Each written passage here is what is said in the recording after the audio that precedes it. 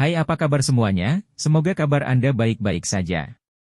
Terima kasih karena sudah memberikan support dan juga kesetiaan Anda untuk membangun channel Codot Film. Yuk kita lanjutkan alur ceritanya, sambil siapin kopi dan cemilan, setting suara volume full. Gasken, tunggu 3 menit lagi. Tidak, tunggu 5 menit lagi. Sama seperti ini, Cha-hei menunggu selama 15 menit, tetapi Cheng Jinwoo masih belum datang. Panggilan? Cha-hei menghela nafas dan berbalik. Tapi pada akhirnya dia tetap tidak mengambil langkah dan kembali ke tempat dia berdiri. Cha-hei menarik napas dalam-dalam setelah melepas topinya, dan berjalan menuju Kapten Bae.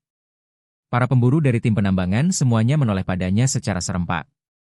Untungnya, semua tim penambang adalah pemburu tingkat rendah, jadi baunya tidak begitu kuat. Hah? Kuat?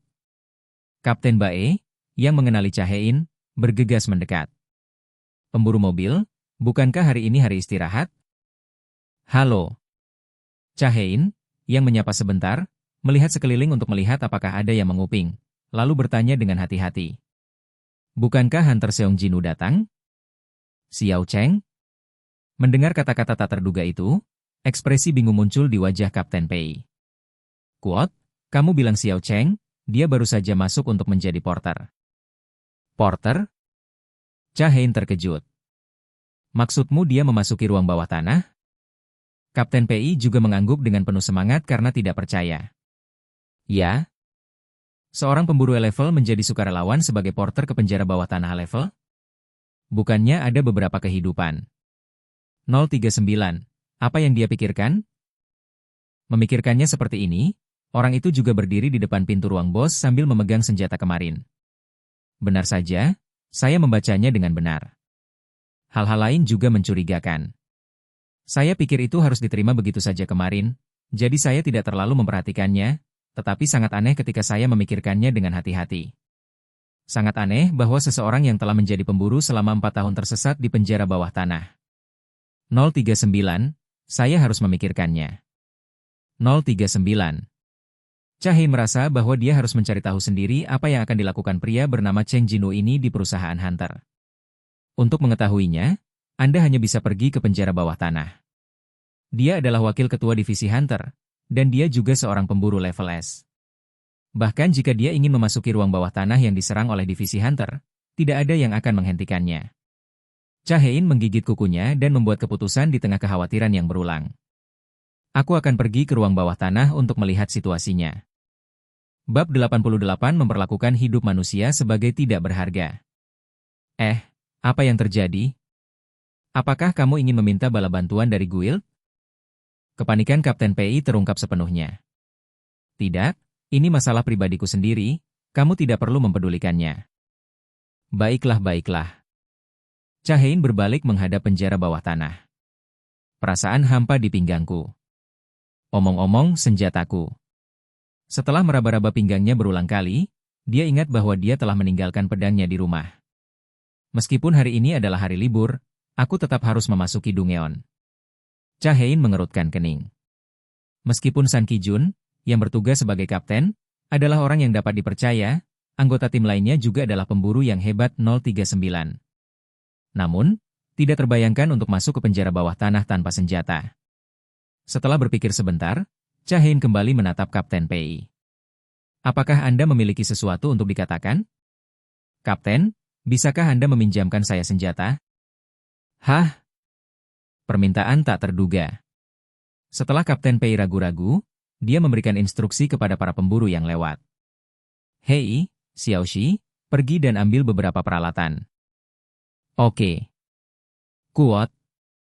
Xiaoxi dengan cepat membawa beliung yang digunakan oleh tim penambangan. Kuat? Ayo kuat. Ekspresi Cha-hei membeku. Itu, apakah ada yang lain? Kuat. Lainnya? Pedang atau tombak atau sesuatu. Bahkan jika kamu menginginkan hal semacam ini dari kami akan. Kuat? Kuat. Cha-hei menghela nafas. Saya mengerti. Dia dengan sopan menolak beliung yang ditawarkan oleh Kapten Pei, dan berjalan menuju portal sendirian. Hunter, apakah kamu benar-benar akan pergi dengan tangan kosong? Kapten Bae, yang berada di belakang Chae-in, bertanya dengan cemas. Dia berhenti. Setelah hanya berpikir sejenak, Chae-in dengan cepat berbalik dan mengambil beliung dari tangan Kapten Pei.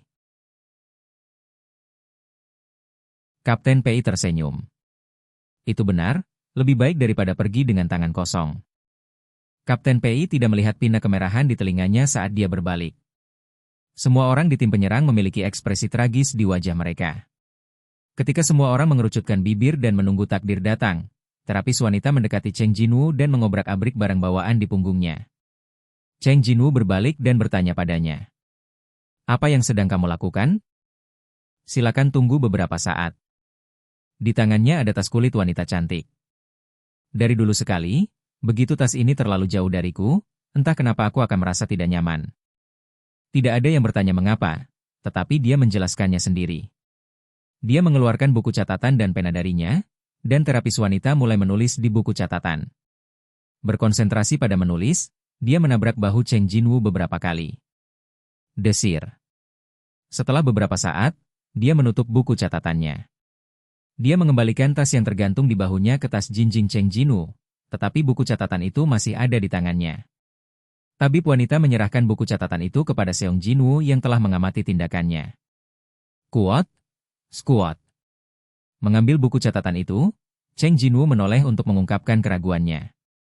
Itu berisi sesuatu yang ingin saya katakan kepada keluarga saya. Jika Anda berhasil melarikan diri, tolong sampaikan kepada keluarga saya, kata terapis wanita dengan nada menangis. Jika dia tertawa terbahak-bahak sekarang, dia akan terluka di hatinya. Cheng Jinwoo menahan senyum dan memasukkan buku catatan itu ke dalam sakunya. Aku akan memegang ini untukmu dulu, tapi pasti tidak akan diserahkan olehku. Kuat, tidak masalah. Kuat, tabib wanita itu mengangguk dengan air mata berlinang. 039, monster-monster itu mengawasi kita begitu dekat, sulit untuk bertahan hidup. 039. Dan Tuan Porter hanya peringkat E. Sepertinya dia salah mengerti arti kata-kata Cheng Jinwoo. Ruang bos dengan cepat muncul di depan mataku. Ada bau yang menyengat di udara, dan para pemburu semuanya gelisah. Para prajurit orc membawa mereka ke ruang bos. 039, 039. Setelah memasuki ruang bos, kecemasan para pemburu tim penyerang semakin meningkat. Cheng Jinwoo melihat sekeliling bagian dalam ruang bos. Ini jauh lebih besar dari ruangan raksasa kemarin. Tapi tidak seperti kemarin, ruangan bos ini tidak terasa luas. Ruangan itu penuh dengan or raksasa. Jumlahnya lebih dari 2 kali lipat dari pihak yang merampok. 039. 100 tidak, harus lebih. 039. Ternyata alasan kenapa mereka tidak bisa bertemu monster di dalam Dungeon adalah karena semua monster terkonsentrasi di ruangan bos. San Kijun memandang dengan pucat pada jumlah or raksasa yang terus meningkat. 039. Jika begitu banyak or raksasa kehabisan portal 039.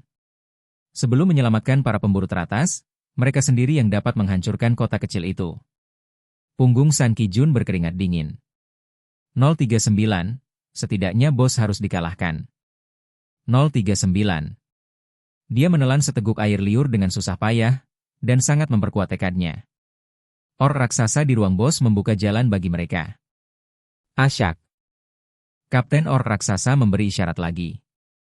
Oke guys, jangan lupa like, comment, share, and subscribe di channel Codot Film. See you next video, PH out and bye-bye.